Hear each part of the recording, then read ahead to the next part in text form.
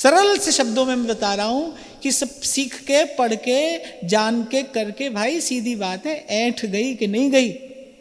कहावत है ना, आप लोग कहते हो रस्सी जल जाती है पर बल नहीं जाता। कहते हैं ना लोग बोलचाल की भाषा में, रस्सी जल गई मगर बल नहीं गया। ये दशा तो सभी की है।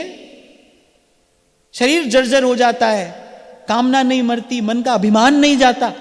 व्यक्ति जितना वृद्ध होता चला जाता है शरीर से, उसको सम्मान की अपेक्षा उतनी बढ़ती जाती है कि नहीं बढ़ती जाती है। ये तो प्रकृति की व्यवस्था है भाई, वृद्ध व्यक्ति का सम्मान करो, करना चाहिए। पर जो वृद्ध व्यक्ति होता है ना, आप देखो उसकी जो सम्मान पाने की लालसा है वो और बढ़ती चली जाती है।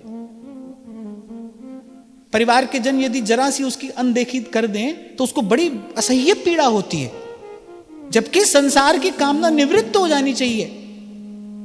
पहले हमारे यहां यही तो व्यवस्था थी। जीवन का कुछ काल ऐसा था जब कोई ब्रह्मचर्य का पालन करेगा, फिर ब्रह्मचर्य से शक्ति संचित करके, शक्ति अर्जित करके वो गृहस्थ में प्रवेश करेगा। पर गृहस्थ में ही प्रवेश करके मर नहीं जाएगा, गृहस्थ से वो वानप्रस्थ की ओर चलेगा। वानप्रस्थ अर्थात धीरे धीरे संसार के उन सब संबंधों से अपने आप को मुक्त करना आरंभ कर देना, माने वन की ओर देखना आरंभ कर दिया।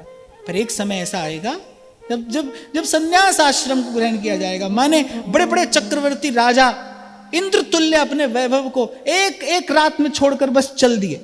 किसी को बताया नहीं कहां जा रहे हैं, किस दिशा में जा रहे हैं, बस उठे और छोड़कर चल दिए।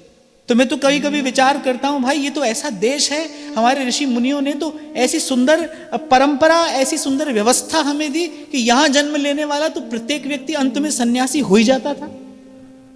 प्रत्येक व्यक्ति अंत में सन्यासी हो जाता था।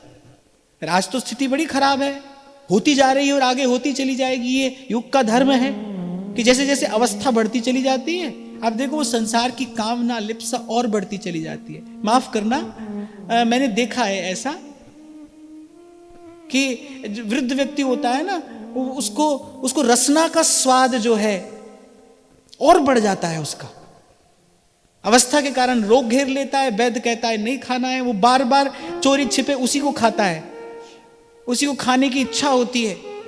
और यही स्थिति अन्य इंद्रियों की भी है। तभी तो पितामह भीष्म महाराज युधिष्ठिर से कहते हैं कि युधिष्ठिर, वृद्धावस्था में इंद्रियों का निग्रह और अधिक कठिन हो जाता है। इसीलिए आपको स्मरण हो तो कभी मैंने आपको यहीं से निवेदन किया था, वृद्धावस्था में भजन कौन करेगा?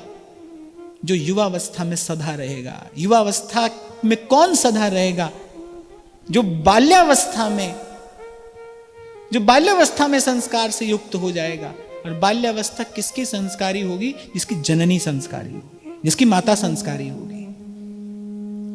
मैं माता पिता न कहकर माता कह रहा हूं, क्योंकि केवल माता का संस्कारी होना पर्याप्त है। पिता संस्कारी हो, माता ना हो तो बात नहीं बनेगी। अनेक अनेक प्रमाण हैं पुराणों में, पिता संस्कारी है पर माता नहीं है तो बात नहीं बनेगी।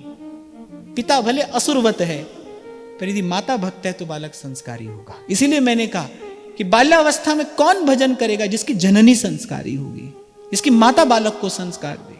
सारा जीवन संसार के कीचड़ में लटपट होने के बाद फिर उस अवस्था में जाकर माला उठाने का कोई लाभ नहीं होता। ये तो बिल्कुल ऐसा है जैसे कोई प्यास लगने पर कुआं खोदे।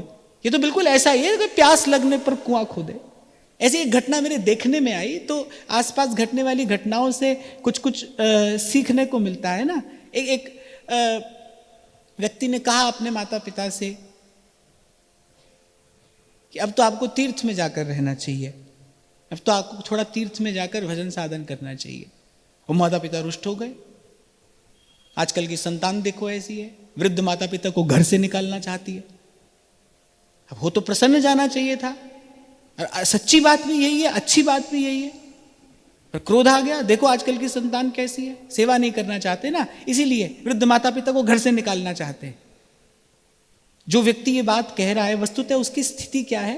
क्योंकि वो वहीं पड़े रहना चाहता है, वो वहां से नहीं हटना हिलना चाहता है। क्यों मृत्यु के समय अपार पीड़ा होती? क्योंकि ये जो जीव है ये शरीर को छोड़ना नहीं चाहता, इसीलिए तो ऐसी पीड़ा, ऐसी दुर्दशा होती है। खैर ये तो थोड़ा सा विषयांतर हो गया, पर चलो बात आई तो फिर से स्मरण कर लेना चाहिए, भाई भजन करने का सबसे शुभ समय अभी है, अभी से ही आरंभ करिए। आप जहां हैं, जहां तक आ गए वहां तक तो आ गए, पर अब और विलंब मत करिए। हरि पद भज न विलंब कर, महाप्रभु कहते हैं न विलंब कर, अब और देर मत करिए। पीछे तो मत देखिए, पर अब और विलंब भी मत